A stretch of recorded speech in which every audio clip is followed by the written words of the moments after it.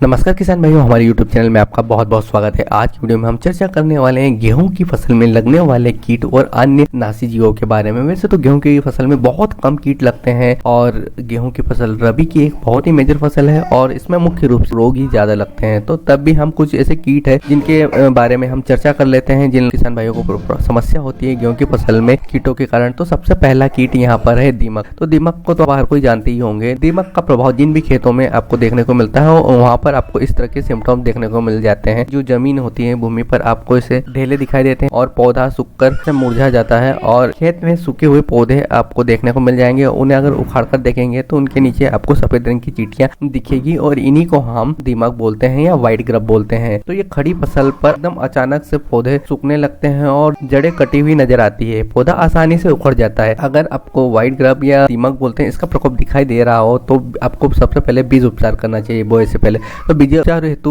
आपको chlorpyrifos 20 EC दवा की 5 ml मात्रा प्रति किलो बीज की दर से उपचारित करना चाहिए। अगर खड़ी फसल में आपका तो आप क्या कर सकते हैं, क्लोरोपाइरीफॉस 4 लीटर प्रति हेक्टेयर की दर से सिंचाई के साथ दे सकते हैं अथवा फिप्रोनिल 3G का 20 किलोग्राम मात्रा को प्रति हेक्टेयर की दर से बुरकाव कर सकते हैं, जिससे आपकी फसल में दीमक का अच्छे से नियंत्रण हो जाएगा। अब नेक्स्ट कीट की बात करते हैं गेहूं में लगने वाला गुलाबी तना छेदक यानी पिंक स्टेम बोरर के बारे में। तो पिंक स्टेम बोरर का आप फोटो इस तरह से देख सकते हैं। इस तरह का ये पिंक स्टेम बोरर दिखाई देता है गेहूं की फसल में और इसमें क्या होता है, हरे भरे खेत में सूखी बालियां आपको दिखाई देती है। इस कीट का लार्वा तने में प्रवेश करके मध्य भाग को नष्ट करते रहता है। मध्य भाग में ये मज्जा को खाते रहता है जिसके कारण डेड हार्ट सिम्टम्स बनता है और यह बाली आसानी से खींच जाती है। अगर बाली को आप आसानी से खींचेंगे तो आसानी से खींच जाएगी। इस कीट का जो प्रकोप होता है ये बाली अवस्था में होता है। इस कीट आपको नियंत्रण करना है तो जो फुटाव अवस्था होती है, टिलरिंग स्टेज होती है, उस स्टेज में आपको क्यूनालफास 25 EC दवा का 1 लीटर प्रति हेक्टेयर की दर से छिड़काव करना है। गेहूं में चूहे का प्रकोप। गेहूं में कई वैरायटियों के चूहे होते हैं जिनका प्रकोप आपको आपकी गेहूं की फसल में देखने को मिल जाएगा। गेहूं की फसल में जो चूहे होते हैं आपको इस तरह के सिम्टम्स देखने को मिल जाएंगे कि